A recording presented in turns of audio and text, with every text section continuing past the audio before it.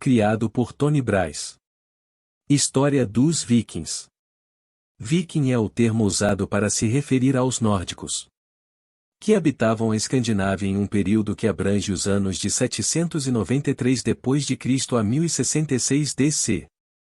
Conhecido como Era Viking. Esse período foi marcado por expedições marítimas organizadas pelos vikings por várias regiões da Europa. As incursões realizadas por esses povos poderiam ter diferentes objetivos, como colonização de terras, criação de laços comerciais, ou poderiam visar apenas ao saque e à pilhagem. Origem do termo viking. A utilização do termo viking em referência aos povos nórdicos que habitavam a Escandinávia é restrita ao período da Era Viking. A origem desse termo é alvo de intensa discussão entre os historiadores e, por isso, não há um consenso sobre a origem específica dessa palavra. O termo viking pode ter relação com a palavra nórdica vik, utilizada para se referir a pessoas da região de Viking, na Noruega. O termo pode ter relação com a palavra nórdica vik, também utilizada para se referir a pessoas que embarcavam em seus navios em baías. O termo pode ter relação com a palavra nórdica vikingr, utilizada para se referir a marinheiros que cometiam atos de pirataria.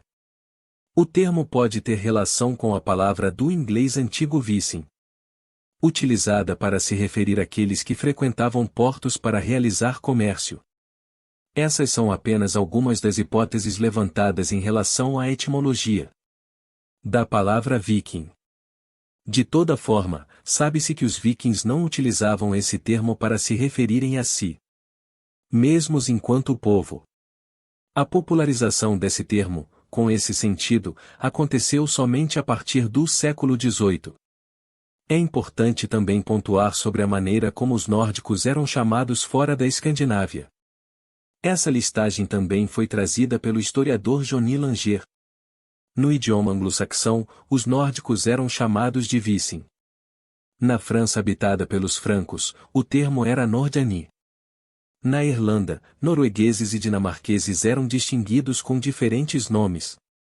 Finfal e Dubgal, que significam, respectivamente, estrangeiros brancos e estrangeiros negros.